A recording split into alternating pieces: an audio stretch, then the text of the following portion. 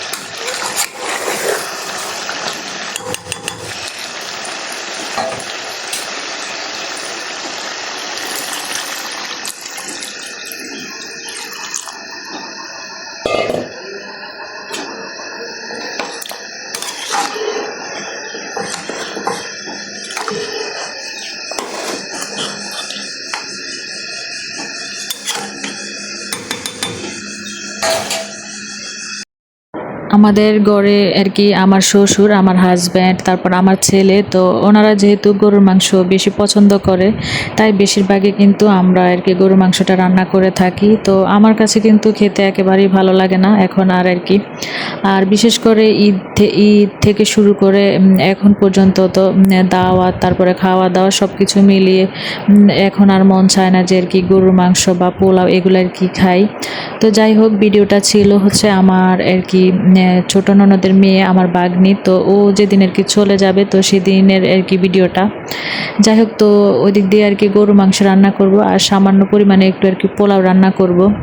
আর এখন যে পরিমাণে আর কি গরম পড়ছে, এই গরমে কিন্তু দুপুরবেলা দেখবেন একটু ঠান্ডা কিছু খেলে কিন্তু অনেকটাই আর কি ভালো লাগে। তো এদিক দিয়ে আর কি একটু তরমুজ কেটে নিচ্ছিলাম। মাশাল্লাহ, তরমুজটা কিন্তু এত সুন্দর রং, তারপর খেতেও কিন্তু অনেক মজা ছিল।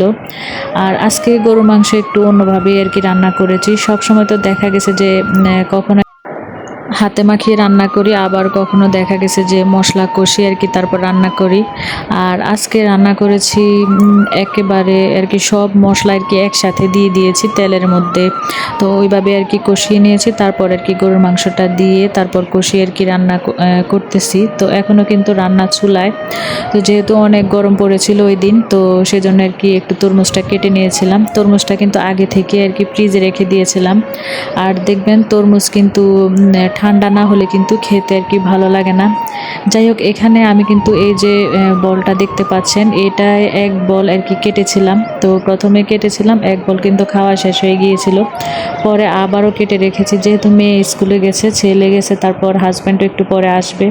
আমরা খাওয়ার পর আবারও কিন্তু কেটে আর কি ফ্রিজে রেখে দিয়েছি। আর হচ্ছে বড় বড় করে 2 পিস কেটেছি। ওইটা হচ্ছে যে আমার দেবরের ঘরে আর আমার বাসুরের ঘরে আর কি দিব।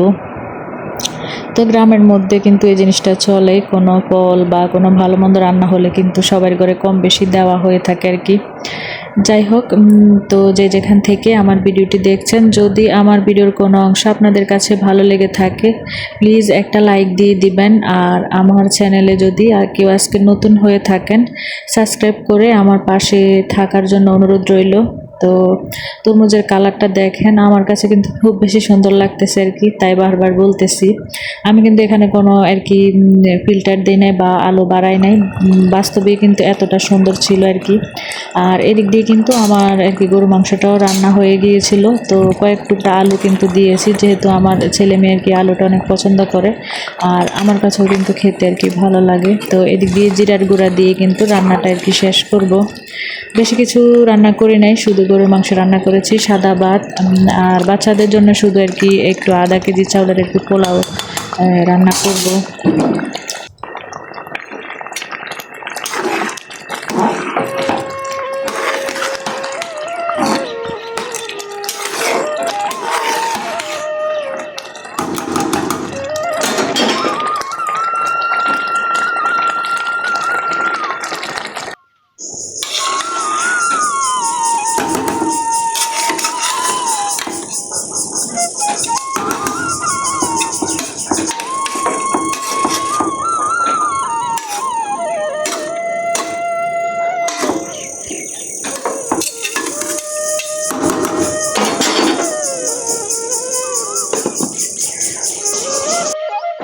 এদিক দিয়ে পোলাও বসিয়ে দিয়েছি, আর আমার শ্বশুরকেও কিন্তু খাবার দিয়ে দিলাম।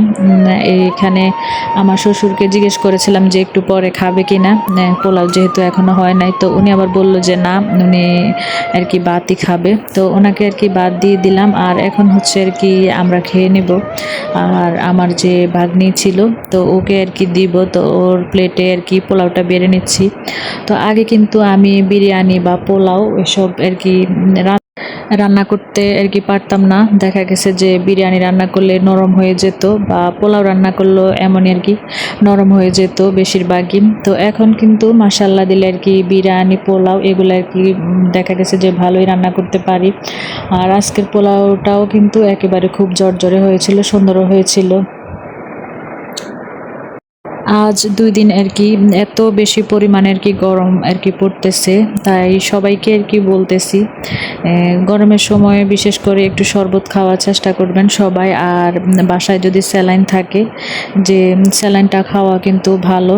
তো আমিও কিন্তু চেষ্টা করি যে প্রতিদিন একটা হলো আর কি স্যালাইন খাওয়ার জন্য, কারণ আমার কিন্তু অতিরিক্ত আর কি ঘাম ঝরে, একটু গরম পড়লে দেখা গেছে যে ঘামে অবস্থা খারাপ হয়ে যায়। তাই আর কি প্রতিদিনই চেষ্টা করি স্যালাইন খাওয়ার, বা ওনাকে একটু আর কি শরবত আর কি বানিয়ে দেওয়ার জন্য। আর এটা হচ্ছে বিকেলবেলা এদিক দিয়ে চাউল নিয়ে আসছিল, তারপর সয়াবিন তেলও নিয়ে আসছিল 5 লিটার। সকালেই আর কি পাঠিয়েছিল, যেটা আপনাদের সাথে ভিডিও শুরুতে শেয়ার করেছিলাম। তো এদিক দিয়ে বিকালবেলা অবসর সময় কি করব, চাউলগুলো আর কি ড্রামে রেখে দিলাম। আর আমার ফ্রিজে আর কি একটু সামান্য পরিমাণে আর কি দুধের সর জমিয়েছিলাম। তো গতকাল কেন জানি আর কি ফ্রিজের লাইনটা আর কি অফ হয়ে গিয়েছিল। তাই আর কি দুধের সরগুলো হালকা একটু আর কি গন্ধ হয়ে গিয়েছিল। তো আরও জমিয়ে নিতাম, তারপর বেশি করে আর কি ঘি বানাতাম। তো যাই হোক, ভাবলাম যে যতটুকু আছে যেহেতু সামান্য একটু আর কি গন্ধ হয়ে গিয়েছিল, তাই আর কি অতটুকু দিয়ে আর কি ঘিটা আমি আর কি বানিয়ে নিলাম একেবারে আর কি অল্প পরিমাণে। তো ঘি বানানোটা আর আপনাদের সাথে আর কি শেয়ার করলাম না। এই যে ছোট একটা কফির আর কি কৌটা দেখছেন, একবারে ঠিক এটা আর কি হয়েছিল, এতটুকুই আর কি হয়েছিল। তো যাই হোক, আমাদের আসলে প্রতিদিন যে পরিমাণে গরুর দুধ হয় আর কি আমাদের খামার থেকে, তো আমার হাজব্যান্ড আর কি মাঝে মধ্যে বলে তুমি তো ইচ্ছা করলে সর জমিয়ে ঘি বানিয়ে আর কি বিক্রি করতে পারো। আসলে এত পরিমাণ ব্যস্ত থাকি, এগুলা করার সময় পাই না। তারপরও আর কি যতটুকু পারি করি নিজেরা খাওয়ার জন্য আর কি। তো যাই হোক, বানানোটা তো আপনাদের সাথে শেয়ার করলাম না। আমার ঘি কালারটা কেমন হয়েছে অবশ্যই জানাবেন। সবাই ভালো থাকবেন, সুস্থ থাকবেন। আজকে ভিডিও আর বেশি বড় করব না, আজকে এ পর্যন্তই। আল্লাহ হাফেজ।